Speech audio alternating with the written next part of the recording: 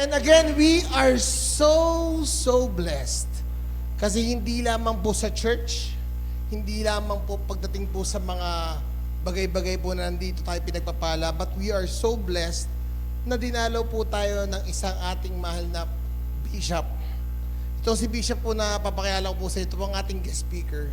Ito yung parang tatay ko. When Doc Jerry is telling me, talk to Brian. Pag may problema, when I have a problem, I always talk to Doc Jerry. Talk to Brian. Then I will call si Bishop Brian. Kahit makita niyo po sa size, medyo para kaming mag-ama. Pero mas maliit si Bishop sa akin. Ang ating speaker po ay nakapagtapos po siya ng Electronics and Computer Engineering po sa Mapua Institute of Technology. Wow, MIT. Studied ministerial training at Zion Ministerial Institute, and he also studied road mapping at Asian Institute of Management. Currently a board of trustee and an NCR district supervisor of Miracle Life Church in International, and he is the senior pastor of Miracle Life Church International Fortune in Valenzuela. And siya po may asawa po na si sister or si pastora ba? Si Sister Jean Henson. Tatay po siya ng 2 anak po niya, si Ephraim po at saka si Increase. Si Increase, ang ganda ng pangalan ng Increase. Diba? So, let's all clap our hands to the Lord sa buhay po ni Bishop Brian Henson. Glory to God. Amen. Thank you, anak. Okay. Magandang hapon po sa inyo lahat. It's a privilege actually, no? It's a privilege and an honor na maimbitan niyo po sa hapong ito para po sa inyong anniversary. And I pray na talagang ma-deliver ko ang mensahe ng Diyos ngayon pong hapong ito para po sa inyong church.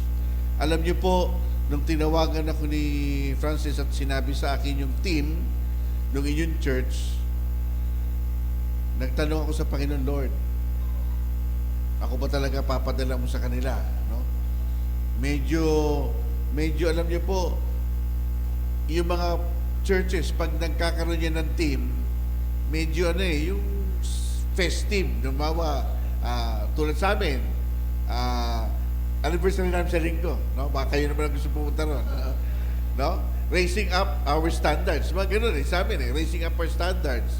Noong nakaraan taon, open heaven, di ba? Mga declarative yung mga team ng anniversary. Pero nung nabasa ko sa inyo, reform. No? Tapos sinundan pa nung verse, Jeremiah 26:13. Okay? Ang sabi doon, now reform your ways and your actions and obey the Lord your God. Alam niyo po, ito ay isang nangyaring totoo kay Propeta Jeremias. Nung way back na nandun siya sa Old Testament at that time, nakatayo siya sa gates, no? Temple gates ng kanila pong lugar. Doon po kasi sa temple gates, doon nagtitipon o doon tumatambay yung mga elders, yung mga marurunong na tao, no? Doon sila nagtatambay. Ito yung kanilang place na ini-istambayan lagi-lagi, araw-araw. At doon siya pinatayo, si Propeta Jeremias. Doon siya pinatayo para ideklara sa kanilang lahat na ito mensahe ng Diyos. Reform and then obey. So meron challenge ang Panginoon sa church na ito na sinasabi, no? Anong tawag dito? Lil me, no? Lil me. Reform, then obey. No? Ano po ang magiging sagot natin doon sa challenge ng Diyos? Reform and then obey. Pag sinabi po kasing reform, alam niyo naman yung ibig sabihin noon, no? Change of ways. Merong repentance na involved. May pagpapalit, pagsusurrender ng mga bagay na hindi kagustuhan ng Diyos. So, napakahalaga po na maintindihan natin ngayon kung bakit ito ang binigay na team ng Lord para sa inyong church. Sino po ang unang kinausap sa inyo para sa team na ito? Ng Reform. Ikaw, Francis? Okay. Alam niyo po ba, as I was praying, ito yung pinakita ng Lord sa akin sa sitwasyon ng inyong church. Ito yung bundok. Nandito yung church. Isang step na lang, dediretso yung church, tuloy-tuloy into maturity. Pero, pwede din siya mag-step back at umatras ng umatras hanggang sa makalimutan na. Okay? And many churches are like that. Sa buhay ng isang church, there will always come a time na magbibigay ang Diyos ng warning. Magbibigay ang Diyos ng challenge. And it's up to the church to respond kung sila ay dadali ng Lord sa next level o hindi. Importante po ang magiging response nyo to this challenge of the Lord. Kung gusto nyo next year ay talagang tuloy-tuloy ang paglago at pag-mature nitong inyong church. Kasi isang step backward, maling choice, and it will be all over. Si Moses, kung bakit hindi nakapasok sa promised land, ay dahil sa isang pagkakamali. Nung siya po ay inutusan ng Diyos, kasi nagre-reklamo yung mga Israelita Moses, uhaw na kami. Kanina pa kami naglalakas sa disyerto, uhaw na kami, Moses. Nag-pray si Lord kay Moses. Ano sabi ng Lord kay Moses? No? Strike the rock. Pag in-strike mo yung rock, lalabas yung tubig. So, ginawa nga ni Moses. He obeyed. At lumabas yung tubig. Then, another time came habang sila'y naglalakbay. At nagreklamo na naman ulit na nauuhaw yung mga Israelita. Sabi ng Lord, this time, speak to the rock. Hindi mo na i-strike. Kausapin mo lang, speak to the rock, then lalabas yung tubig. Pero sa pagkakataong iyon, hindi sumunod si Moses.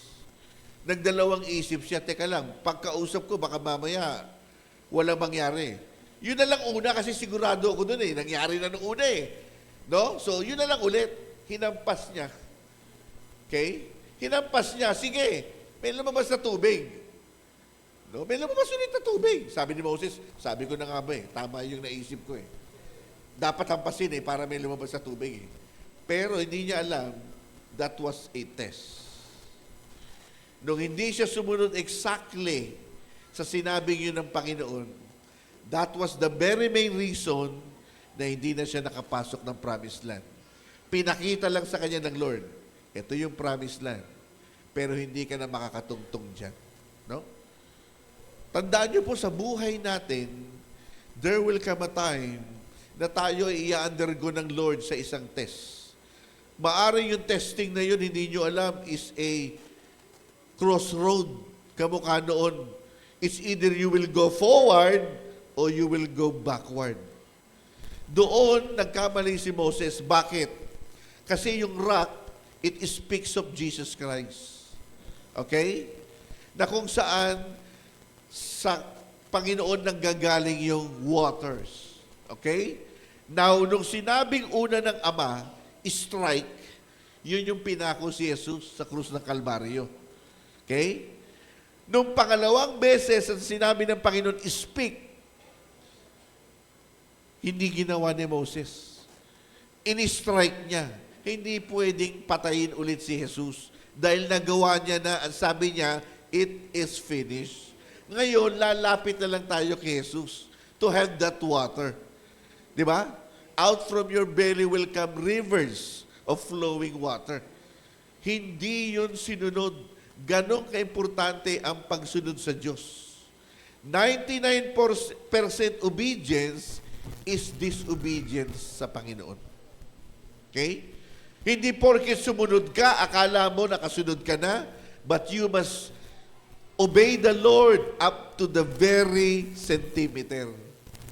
Nung ang Panginoon ay nag-utos kay Noah na gumawa ng arko, never na ni-record sa Bible na si Noah ay nagreklamo at sinabing, ano po? Ganong kalaki? Tandaan niyo po, nung panahon na yon, walang heavy equipment. Walang mga forklift at mga tutulong kay Noah. Okay? Eh yung pinagagawa ng Lord, to give you an idea, kasing laki po ng mega mall. Nakita niyo yung mega mall? Ganong kalaki yung arko na pinagagawa ng Diyos. Hindi nagreklamo si Noah na, ano Panginoon, ganong kalaki? Walang ganon. Sumunod siya sa bawat sukat na binigay ng Diyos. And even na inabot siya ng 100 years para matapos yung ark na yun na napakalaki, sumunod si Noah to the very last detail ng ng pinag-utos ng Diyos sa kanya. Kaya nagalak ang Panginoon sa kanya. No? Natuwa ang Diyos na ang next generation nagsimula sa pamilya ni Noah. Natuwa ang Diyos doon. Dahil nakita niya yung faithfulness ni Noah. And right now, the Lord is looking for people na talagang susunod sa Kanya with faithfulness and accuracy.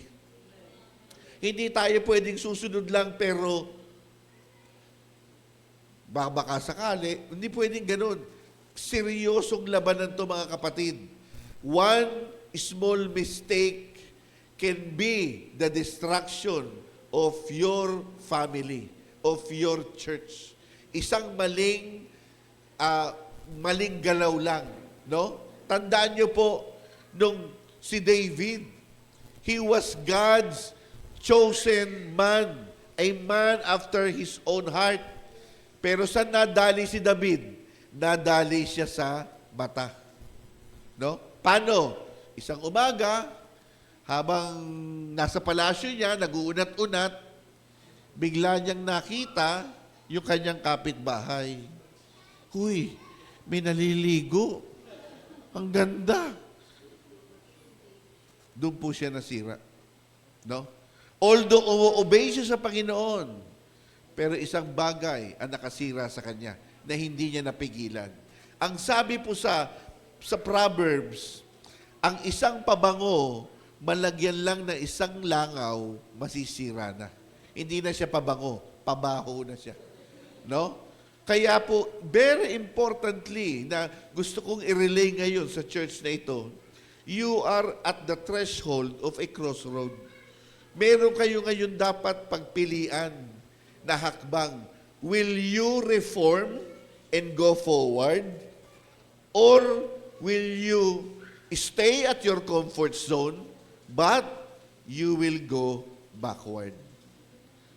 Alam niyo po, marami na ako napuntahang church na kung saan sila'y nagkaroon ng mga matitinding anniversary. Example, doon sa amin, sa Valenzuela. Meron doon isang, ang pangalan nun, Unida. No? Isa sa mga unang churches na tinatag sa Pilipinas. Nag-celebrate sila ng kanilang 100 years.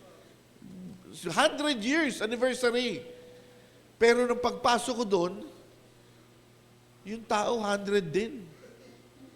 No? Sabi ko, ano nangyari? Isang taon, isa lang tao naliligtas? Ano naman nangyari dito? Kasi nga, umabot sila sa punto na hindi na nag-forward. Nakampante na doon sa comfort zone. Okay na to, may service tayo araw-araw, linggo-linggo may service tayo. Maayos ang relasyon natin, no? Sa kanila natin bigay yung mga mabibigat na mga trabaho. Yung pag-evangelize sa mundo, sa kanila na yon. Ang intindihin na lang natin, tayo, yung maging maayos ang relasyon natin hanggang sa dumating ang Panginoon. Tandaan niyo po, hindi yun ang focus ng Lord. No? Hindi yun ang pinagagawa ng Panginoon sa bawat isa sa atin. Part lang yun ng gawain ng Diyos, pero hindi yun ang pinaka-final. ang pinaka-final na gusto mangyari ng Lord sa bawat isa ay maging tulad tayo ng ating Panginoong Yesus. Amen po ba? Amen, no? God is love. Ibig sabihin, if you want to be like Jesus, then you must be agape love. Because agape love equals Jesus Christ. Amen? Paano mo mararating yung agape love? Sa Galatians, binanggit po dyan yung fruit of the Holy Spirit, which is love, joy, peace, no? Siyam yan. Ang pinakadulo niyan ay self-control. Alam niyo po ba na pag yan ay sinimulang hulmahin ng Lord, yung mga attributes na yan, yung character na yan, pag yan ay sinimulang ihulma ng Lord sa buhay natin, magsisimula ang Lord sa dulo. Hindi labagad. Hindi natin kaya yun. Love your enemies nga, hindi magawa eh. Di ba? So doon ka muna sa umpisa. Ano yung huling-huli? Self-control. Yun yung unang-una. Discipline. Self-control.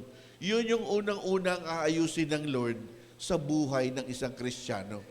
At kailangan, dito pa lang sa unang-unang to, magtagumpay na tayo. Pag nagtagumpay tayo sa laban natin sa flesh, at ito'y na under control, na disiplina, then you go to the second. No? Then you go to the third, to the fourth, to the fifth, hanggang sa abutin mo na yung peace, yung joy, and then yung love, yung agape love. That's the only time you can show agape love kasi pinagdaanan mo na lahat ng fruit. Okay? So, dun tayo sa umpisa, sa pagiging self-controlled o sa pagiging discipline. Alam niyo po ba na pag ito pa lang, isang number 1 to yung number 1 pa lang nito, pag ito'y na-accomplish ng inyong church, mawa-wipe out na agad karamihan ng problema ng church. Alam niyo po ba yan? Nandun pa lang sa number 1, ang laking tulong na nun na gagawin sa buhay natin. Isipin nyo, pag ang church na ito nagkaroon ng self-control, nagkaroon ng discipline, wala nang late. Tama? May discipline eh. Tama? Wala na kayong problema sa tithes and offering. Hindi mo na kailangan ipaalala. May discipline eh. Tama? Wala nang away. Bakit? May self-control eh. Ang laki agad na maitutulong. Hindi lang sa church, kundi sa personal ng buhay ng bawat isa. Hindi mo na kailangan ipaalala, mag-devotion kayo pag-pray nyo sa ganito. Automatic. May discipline eh. May self-control eh. Amen po ba ron? So, kung yung palang number 1 na yun, ay tatrabahuin na natin.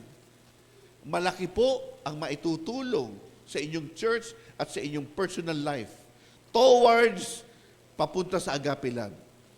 And that will be the final na tayo ay magiging tulad ng ating personal Savior, Jesus Christ. Amen? Ngayon, alam niyo po ba na yung isang disciple ay galing sa salitang discipline? Because a disciple is a person who has discipline. Naintindihan niyo po yon? No? Halimbawa, yung tulad ngayon, usong-uso yung palabas na Karate Kid. Tama? Napanood niyo na yun? Kay Jackie Chan, tsaka yun, no? Alam niyo yung mga martial art master na yan, okay? Yung mga martial arts na yan, meron niyang mga disciple. Tawag doon sa mga ano nila, inaalagaan, tinitraining, mga student nila, disciple ang tawag. No? Hindi estudyante o ano. Disciple ang tawag doon. Okay? Tapos sila naman yung master or discipler. No? Itong mga disciple niyang to, unang-unang ituturo niya agad dyan, walang iba kundi discipline. Paano tamang lumuhod, paano tamang sumuntok, paano tamang umilag. Araw-araw ganun lang ginagawa, parang paulit-ulit lang. Pero pag nasanay naman na sila, magiging magaling silang mandirigma. Amen? Ganun lang po ang dapat nating gawin ngayon.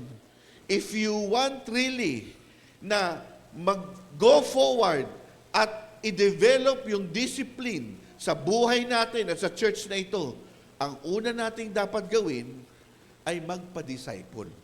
Because you cannot be a disciple kung hindi ka magpapa-disciple. Hindi ka magiging discipler kung hindi ka magpapa-disciple. Okay? So, ito yung inyong mga leaders. No? They're willing to do that. Yung mga bagay na hindi pa nila alam, we're willing to cover up that for you. Willing kaming ituro yun para sa ikauunlad at ikalalago ng church na ito. Pero ang kailangan natin dito is yung decision. Sabi ni Lord, are you willing to reform and then obey? No? Pag sinabing reform, are you willing right now to sacrifice yung mga bagay na hinihingi sa iyo ng Lord? Mga bagay na importante pero hindi kailangan. Mga bagay na sumasayang lang ng oras mo. Mga bagay na matagal na sa'yo dinidil ng Diyos. Are we willing to sacrifice that for the sake na tayo po ay maka-go forward ng maayos sa ating Christian life? Alam niyo po, merong isang paliksaan na nangyari sa Amerika. At yung paliksaan na ito, ganito ang nangyari. Tumawag sila ng 3 panday. Alam niyo yung panday? Blacksmith, no? Panday. At ang challenge is this. Bibigyan silang 3 ng tigda 2 kilong bakal. 2 kilong bakal na nagkakahalaga ng 600 pesos. Okay? Yung 2 kilong bakal na yun, na 600 pesos, gawin nila kung anong gusto nilang gawin sa bakal. Hulmahin nila yung gusto nilang hulmahin. Pero kailangan, tumaas ang presyo nun. Okay? So, yung unang panday, ginawa niya yung 2 kilong bakal at naging 10 kutsilyo na maganda. So, yung 600 pesos, naging 6,000 pesos. Dahil nagawa niyang magagandang kutsilyo. Yung isa, mas mautak. Imbes na kutsilyo ang ginawa, gumawa siya ng 1,000 pirasong karayom. At binenta niya yung karayom ng 10 piso isa. So, 10 piso times 1,000 na karayom equals 10,000 pesos. Mas mataas doon sa 6,000. Tama? Eh, yung huling-huli, alam niyo kung anong ginawa? Ang ginawa niya, mamahaling pyesa ng relo. Yung automatic. Ang nangyari ngayon, nakabuo siya ng ilang pirasong relo, bawat isa, nabenta niya ng 50,000 pesos. Mahalang automatic na relo, lalo na kung maganda yung pagkakagawa. No? Pare-parehong 2 kilo. Pero ayon sa kanilang paggawa, ayon sa kanilang pagpupursige, nagkaroon ng value. Yung 2 kilong bakal. No? Tumaas ang value. Ngayon, anong ibig sabihin nito? Alam niyo po, bawat isa sa atin, bata, matanda, babae, lalaki, lahat po tayo ay binigyan ng Diyos ng pare-parehong 24 oras. Tama po ba? Walang labis, walang kulang. Pare-pareho. Kung may 24 oras ako, pareho din kayo, ganun yun. No? Pero ang tanong is this, paano nyo ginagamit yung inyong 24 oras? Ito ba'y nagagamit para sa ikauunlad ng iyong pagkatao, para sa ikalalago ng iyong espiritual na buhay? Or marami dun sa 24 oras ay nauubos sa mga walang katuturang bagay. Example, Netflix, Facebook, TikTok, Shopee, Lazada, no? Name it. Alam niyo yan eh. Hindi niyo na kailangan, sale ba ngayon? Hindi niyo na kailangan magmaang-maangan pa. Na, ultimong bata pa lang, tinitrain na natin na magganon. Hanggang sa matanda na wala na halos makita, naggaganon. Napakaraming oras na nasasayang sa church. Na dapat sana ikalalago ng membro, pero ang nangyari, nauwi sa wala. Nabudol tayo ni Satanas sa isang simpleng bagay na ang pangalan ay cellphone. No? Kung magigising po tayo sa katotohanan, alam niyo po, malaki ang maitutulong nito sa ikalalago natin. If you really want to reform, you have to sacrifice some things na hihingin sa inyo ng Panginoon. Maya-maya po, tatawagin ko si Evangelist Jerry Halls, and through him, mangungusap ang Panginoon, and then, i-reveal po sa inyo kung ano yung gusto ng Lord na ipasuko sa inyo. Wala akong kinalaman dito, walang kinalaman dito ang pamunuan ng inyong church. It's between you and God. Gagamitin lamang si Reverend Jerry Halls kung ano yung dinidil sa inyo ng Diyos ngayon. Para maniwala kayong dapat yun ang isuko. Kasi hindi naman niya alam yun unless na-reveal ng Lord. Amen? Kaya kung handa kayong lumago, kung handa kayong mag-sacrifice, kung handa kayong mag-obey, handa po ba tayo? It's the choice. Nasa crossroad kayo. Kung ano magiging desisyon nyo po ngayong gabing ito, it will affect your future life at the life of this church. Amen? Pwede po ba tumayo po tayong lahat? Hallelujah. Alam niyo po, itong church nyo, it reminds me of the church of Ephesus. Ang church na ito ay very organized, napakaganda ng mga gamit, puno ng workers, wala kang masabi. Pero, like the church of Ephesus, may hinihingi po sa inyo ngayon ang Lord. Kung pwede, balik nyo yung inyong first love sa Kanya.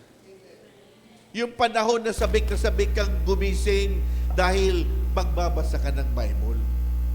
Yung panahon na pagkagising mo sa umaga, magpapasalamat ka kay Lord dahil nabuhay ka. Bumukas ang iyong mata. Yung panahon na kahit sino makausap mo, laging kasama yung Diyos sa iyong binabanggit dahil gusto mo makilala rin nila na kung gaano kang kakilig, kung gaano ka ka-excited sa buhay mo kay Lord, gusto mo maranasan din nila yun. Pero tulad ng sinabi ni Gary Valenciano, ngunit ngayon, nagbago na. No? Nasaan ka na? The Lord is right now talking to each and everyone to you. Are you willing to rededicate yourself ulit and bring back that first love to the Lord? Tandaan niyo po, yung decision niyo ngayon, yun ang magsasabi kung ang Living in Light Ministry ay bubulusok sa paglago or mag-i-step back at aatras hanggang sa makalimutan na. Hindi ako nagbibiro. Ito yung sinasabi ng Panginoon. No? Nasa inyo kung gusto niyo maniwala o hindi. So right now, gusto ko pong wag muna nating intindihin yung oras, dahil oras na to ng Lord. Wag nating intindihin yung katabi natin, baka makadistract lang sila. Right now, gusto ko lang po mag-focus kayo sa Panginoon. At habang tumutugtog yung ating mga musicians, no?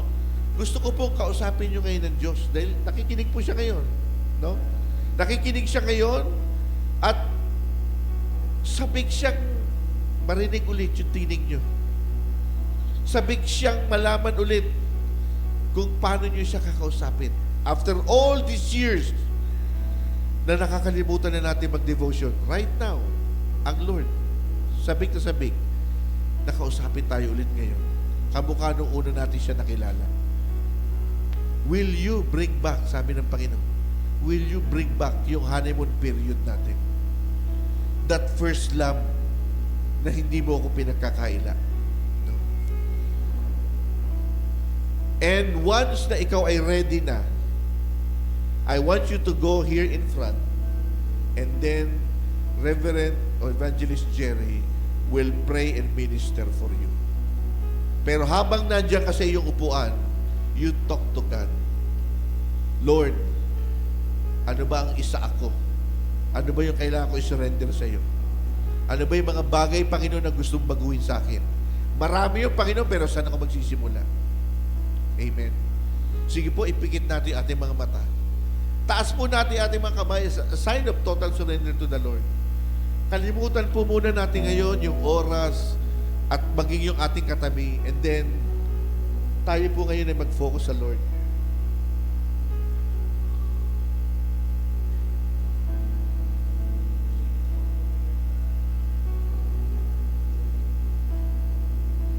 Hallelujah. Uramashika yarabasa katarabamashanda na. Reyo kyondo bosoko torobo kyondo rabamasheki yarabaka. Uramakini de ke shede bekianda nasi. Aramakini orokyondo rosoko torobo kondo mamaka. Ishini ne apus yukyukyo. Osoko tokiyama shakyanda naka. Harababakini shia rabamaka. Orokodoro shokotoro sakata. Kira mamakini arasha. We worship you, Lord, right now, oh God.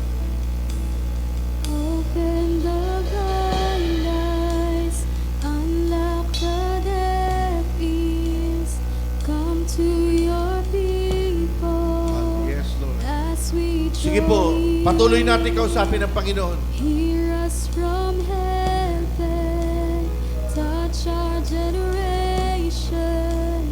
We are your people, crying out in desperation. Open the blind eyes, unlock the deaf ears. Come to your people as we draw near. Hear us from heaven, touch our generation. We are your people, crying out in desperation. Open the blind eyes, unlock the deaf ears. Come to your people as we draw near. Hear us from heaven, touch our generation. We are your people, crying out in desperation. Kung meron na pong ready, pwede na po kayo magsimula pumunta dito sa harap. And then, Evangelist Jerry House will pray for you. Kung nabibigatan kayo na isurrender yung pinabibigay ng Lord, also go in front para mapag-pray kayo, matulungan kayo na pakawalan niya.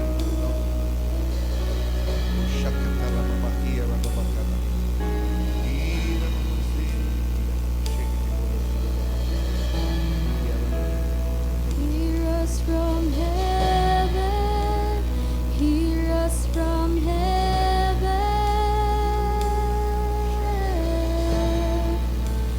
Hear us from heaven, hear us from heaven. Hear us from heaven. Hear us from heaven.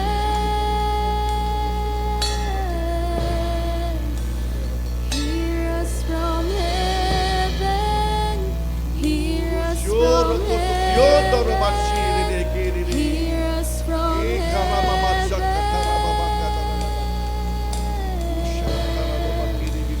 Open the blind eyes, unlock the deaf ears. Come to your people as we draw near. Hear us from heaven, touch our generation. We are your people, crying out in desperation. Open the blind eyes, unlock the deaf ears. Come to your people as we draw near. Hear us from heaven, touch our generation. We are your people, Mga kapatid, huwag po kayo matukso na manood kung ano nangyayari sa harapan. Dahil pag nanood kayo sa harapan, maaari nyo ma-miss yung ginagawa sa inyo ng Lord sa mismong pwesto nyo ngayon. Hindi nyo kailangan actually pumunta rito eh. Diyan pa lang hihipuin na kayo ng Lord if you're really open. Kung nahihirapan ng struggle kayo, saka lang kayo pumunta dito sa harap para mapag-pray kayo. Pero diyan pa lang mga kapatid, mangungusap na sa inyo ng Diyos. Hihipuin ka na sa lugar na yan. Kaya huwag mo intindihin yung katabi mo. Right now, just you and the Lord. Mag-usap po kayong dalawa. Hallelujah. Once again. Yes, Lord. Open the blind eyes, unlock the deaf ears. Come to your people as we draw near. Hear us from heaven, touch our generation. We are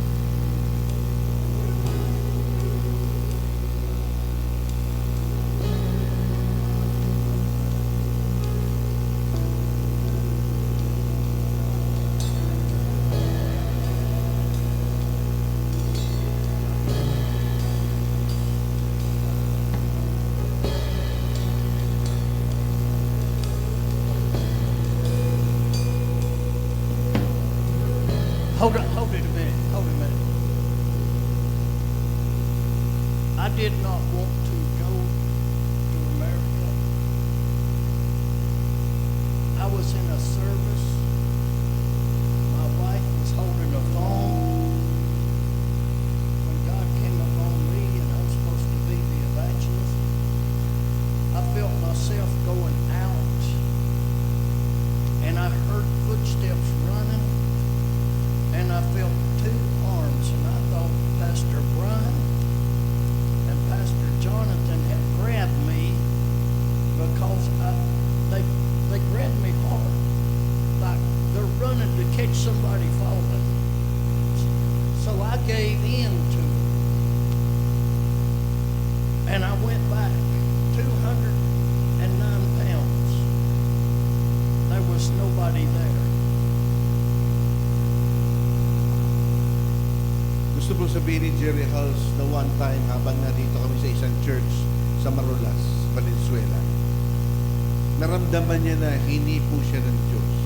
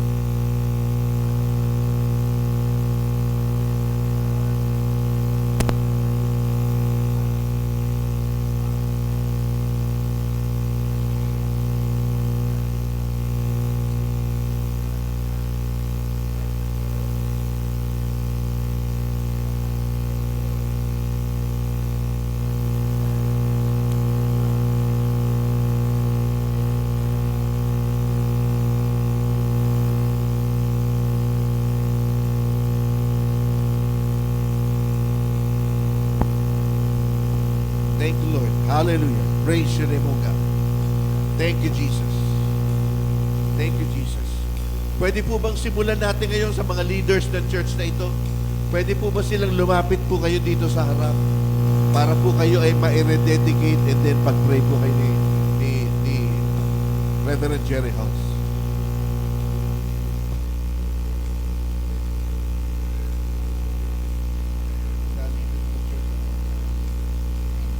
Pwede. Gandang hapon po sa ating lahat. Last April, is it last April po? April po nung first visit. Something in May. Last May po this year, first visit po ni Pastor Jerry dito po sa aming bahay, sambahan. And tunay na napakabuti po ng Panginoon. During the time, talagang nagsasuffer po ako ng sciatica. The time po na nag-pray si Pastor Jerry, ang sabi po niya may nangangailangan ng panalangin sa mata dahil merong nagsasuffer, and then marami pong sakit. For the time na pinagpe-pray po ni Pastor Jerry si Pastor Frances, nandito po si Pastor John Frances during that time nakaupo. Kasi po nagsasuffer po si Pastor John Frances ng heart failure po niya. Mahina po siya that time. So, ako po, from there, sa back, lumapit po ako sa kanila. Pero, sa likod po ni Pastor Jerry, meron pong isang babae. So, nandun po ako. Kumbaga, pangatlo po ako. Nagpe-pray po ako na sabi ko, Lord, kung hindi po kalabisan, ako man din po is nangangailangan ng kagalingan for now. So, nagpray po ako, nag-worship sa Lord. Suddenly, sabi nga bigla po ako natumba. Bigla po ako nawala ng I believe na it's God's doing that time na talagang maranasan ko yung maslay. Actually, that's the third time na naranasan ko na po yung naslay during that conference na pong ganito. Pero kakaiba po yung nangyari po sa akin that time. And then, nagulat po yung iba. yung mga kapatiran po namin na hindi po sanay dun sa mangyayaring yon. May mga natakot, lumabas. Pero ako, sabi ko nga, hindi na po normal sa akin yon kasi alam ko, pinag-pray ko na bigyan ako ng kagalingan ng Lord. So, may nakasalo naman po sa akin na kapatiran, so wala pong nangyari po sa akin. Na-lay down po talaga ako dyan. Talagang hanggang sa pinag-pray po ako ni Pastor Jerry, alam ko, sabi ng anak ko po yung dalawa po dyan, yung isang gitarista, saka yung drummer dyan. So, ang sabi po ng anak ko na nagda-drums, nakita daw po niya na during the time na pinag-pray po niya ako, hinawakan niya yung tiptoe ko. So, habang nagpe-pray po, and talagang napakabuti po ng Panginoon kasi from that time po, talagang hindi ko na po nararanasan yung tindi ng sakit ng sciatica ko. Sabi nga, may mga time na siguro napapagod ang katawan, kailangang magpahinga. Reminder lang ng Panginoon na kailangan mo ring mag-relax, hindi lang trabaho ng trabaho. Pero alam ko po na that time is tinagaling na po ako ng Panginoon. Right then and there po, dito po sa church po namin. So, purihin po ang Panginoon. Ako po, naniniwala ako sa mga gawain po na ganito. At naniniwala po ako na talagang ang Panginoon, kumikilos po siya at gumagamit po siya ng mga taong kailangan kayong pagpalain through healing po. So, purihin po ang Panginoon po sa araw po ito. Amen. So muli po, tatawagin natin yung mga leaders ng church na lumapit po dito sa harap. No? At isa po ito sa ipag-pray natin yun.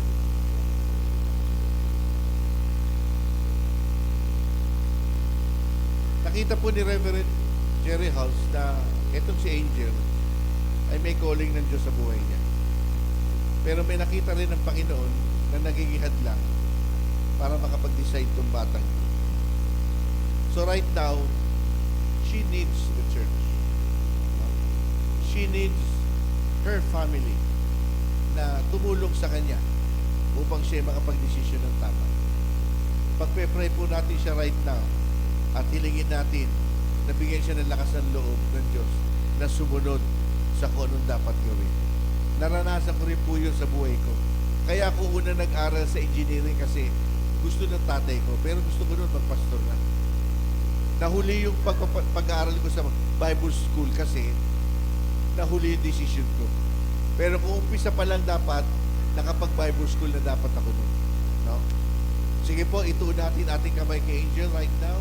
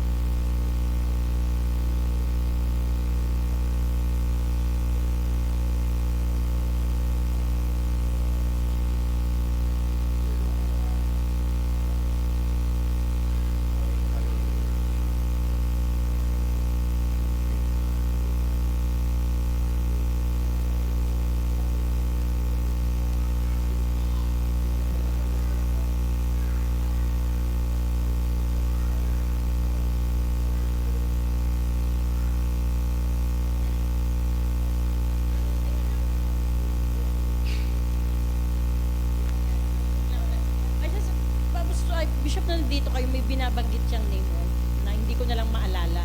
Kasi nagkaroon po kami ng fellowship dito, Pastors Fellowship. Mga pastor po ng PM Connect in-invite ko. In-invite namin dito pala sa church. And then, during our prayer, meron po binabanggit si Bishop Jerry na did anybody knows a name, a certain name, hindi ko lang po maalala. I think it's Robin, but Rob pala, Rob. Wala pong nakakaalala, wala daw sila.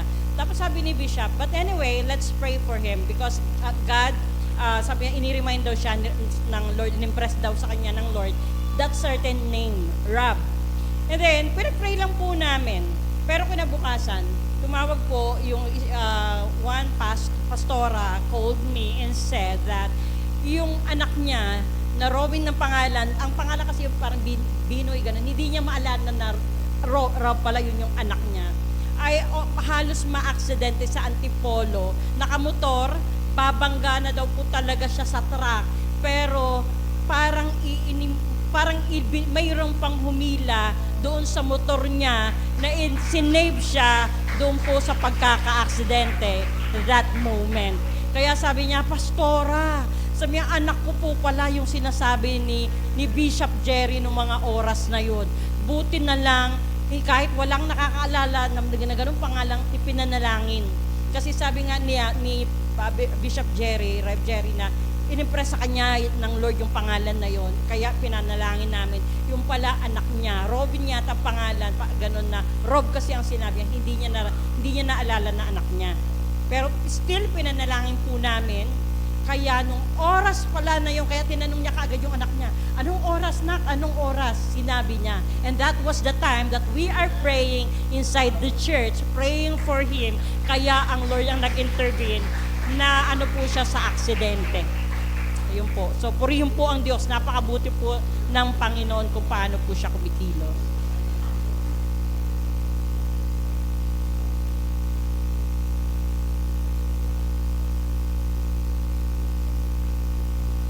Tapos yung katabi daw po ni Pastora, na lalaki, nung pinag-pray ni Reverend Jerry, kinontak daw siya nung nandun siya sa Canada. At sinabi sa kanya, lahat ng sinabi ni Jerry sa kanya, nagkakatotoo na ngayon.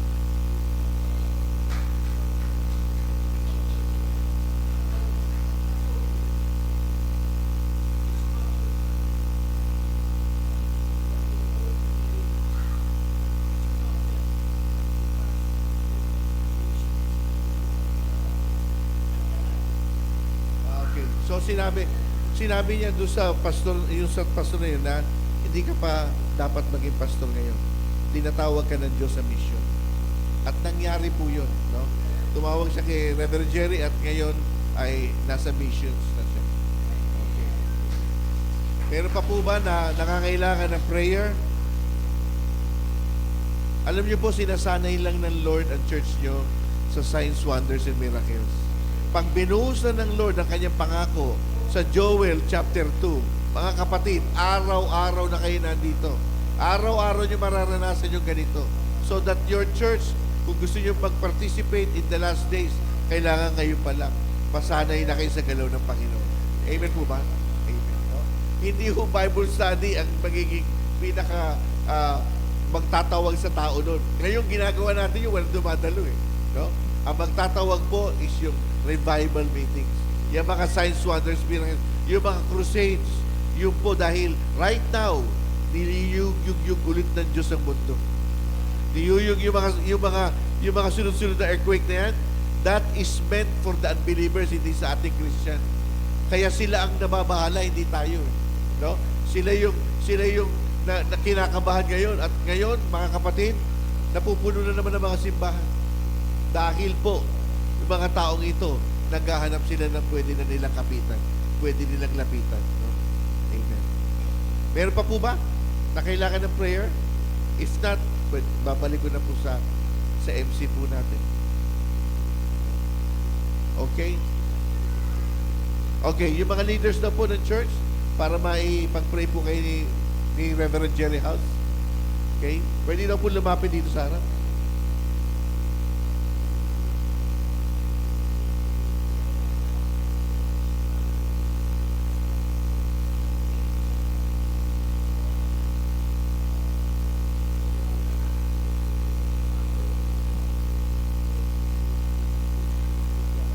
gustong sabihin ni Reverend Jerry na kanina niya pa nakikita sa parting to na merong 2 o 3 evil spirits na nagpupumilit pumasok sa church.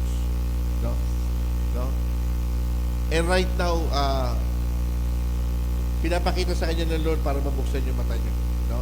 Na hindi porke nasa church ka, ligtas ka. Tandaan nyo, nung si Job, bago makaranas ng matinding pagsubok, ang Diyos Ama at si Satan nandun. Presensya ng Panginoon yun, ha? Nandun si Satan. Nakikipagpustahan sa Diyos. No? So, hindi porkit Church of God to, walang papasok na evil spirit. No? Kaya po nilang gawin yun, pero ang mahalaga, are you sure about yourself? Alam mo ba ang identity mo? No?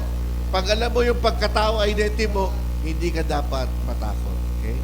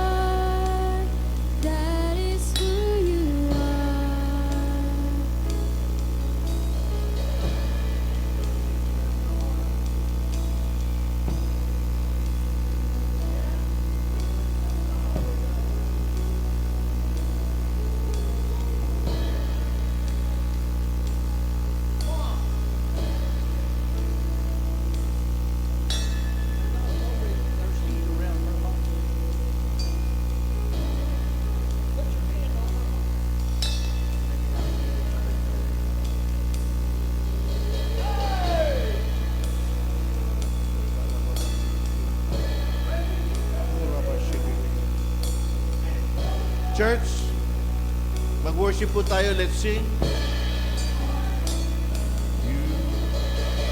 Waymaker, miracle worker, promise keeper, light in the darkness. My God, that is who you are. Sing it to God. Waymaker, miracle worker, promise keeper, light in the darkness. My God, that is who you are. Waymaker, miracle worker, promise keeper, light in the darkness. My God, that is who you are. Oh, yes, oh God. Waymaker, miracle worker, promise keeper, light in the darkness. My God, that is who you are. That is who you are. That is who you are. That is who you are. That is who you are. That is who you are. That is who you are. Sige po, tayo na po tayo. That is who you are. That is who you are. Waymaker. Waymaker, miracle worker, promise keeper, light in the darkness. My God, that is who you are. Sabihin niyo sa Panginoon, Waymaker. Waymaker, miracle worker, promise keeper, light in the darkness. My God, that is who you are. That is who you are. That is who you are. That is who you are. That is who you are. That is who you are. That is who you are. That is who you are. That is who you are. That is who you are. That is who you are. That is who you are. That is who you are. That is who you are. That is who you are. That is who you are. That is who you are. That is who you are. That is who you are. Waymaker, miracle worker, promise keeper, light in the darkness. My God, that is who you are. Waymaker, miracle worker, promise keeper, light in the darkness. My God, that is who you are. Waymaker, miracle worker, promise keeper, light in the darkness. My God, that is who you are. Even when I don't see it, you're working. Even when I don't feel it, you're working. You never stop, you never stop working. You never stop, you never stop working. Even when I don't see it, you're working. Even when I don't feel it, you're working. You never stop, you never stop working. Never stop, you never stop working. Even when I don't see it, you're working. Even when I don't feel it, you're working. You never stop, you never stop working. You never stop, you never stop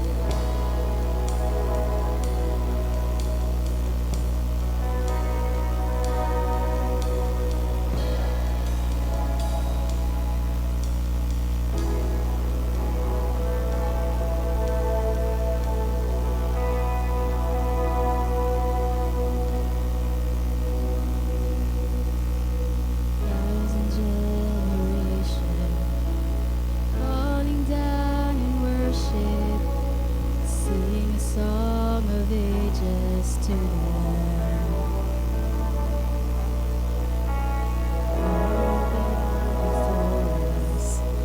All who will believe will sing the song of ages to the Lamb. Your name is the highest.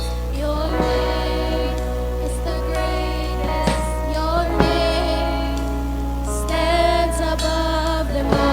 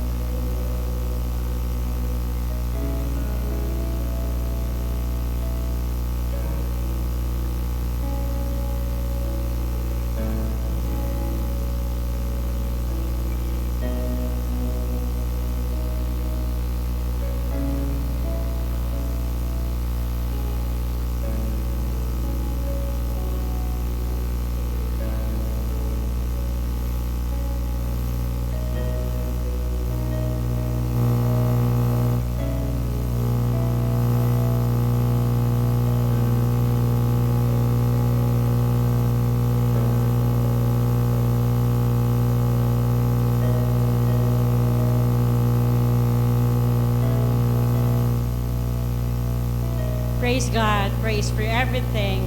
Naniniwala po tayo na hindi lang tayo ito. The Spirit is here at naniniwala po tayo, lahat po tayo ay dinil ng Panginoon ngayong gabi. And we are praying everyone na this is not dito lang, kundi ang ginawa sa atin ng Panginoon ay bibit-bitin po natin, dadalhin po natin hanggang sa paglabas po natin sa tahanan ng Diyos. Hallelujah! Kasi sabi niya nga kanina, dapat tayo po ay patuloy at patuloy na magpapabago sa Panginoon. Kasi ayaw ng Diyos. No, that is a reminder and that is also a warning from God na kung hindi po tayo magpapabago sa Diyos ngayon, ay posible po tayong bumulusok pababa at hindi po bumulusok pataas. At lahat po tayo naniniwala po ako na mahal tayo ng Panginoon. Kasi ang nais ng Panginoon sa bawat isa sa atin will be fully mature, bumulusok at tunay na gamitin ng Diyos sa bawat komunidad, sa bawat mapupuntahan po natin. Magkakaroon po ng impact ang ating mga buhay sapagkat naniniwala po tayo meron pong ginawa ang Diyos sa atin ngayon. Sabihin mo sa katabi mo, merong ginawa ang Diyos sa buhay mo ngayon. Salamat po at sa ating pong pagpapatuloy, naniniwala po tayo na hindi po aksidente na kayo po ay nadako sa lugar ngayong hapon, sa lugar na to. Kung paano may plano ang Diyos sa buhay namin, naniniwala po kami. Meron din pong plano ang Diyos sa inyo. At ang iglesyang ito ay very willing po na tulungan kayo, samahan kayo, i-guide kayo tungo po doon sa nais ng Diyos na ipagawa sa atin. Kasi naniniwala po tayo kung merong pong pinapagawa ang Diyos sa atin, hindi niya po ito ipapagawa ng tayo lang. Meron, lalo na sa mga baguhan, meron at merong gagamitin ang Diyos para tayo ay samahan sa ating pong lakbayin tungo or ayon sa pagkakatawag ng bawat isa sa atin. So you can message us, sino man na gusto yung makausap, nandito po kami, may mga cell group leader po tayo, pwede nyo po silang i-message kung ano po yung natanggap nyong mensahe sa Diyos o sa pinaggagawa ng Diyos sa atin sa bawat isa ngayong gabi. So yun lamang po at muli marami pong salamat sa inyo pong pag-stay. Marami pa po tayong mararanasan at papakita ang Diyos ngayong gabi. Yun lamang po.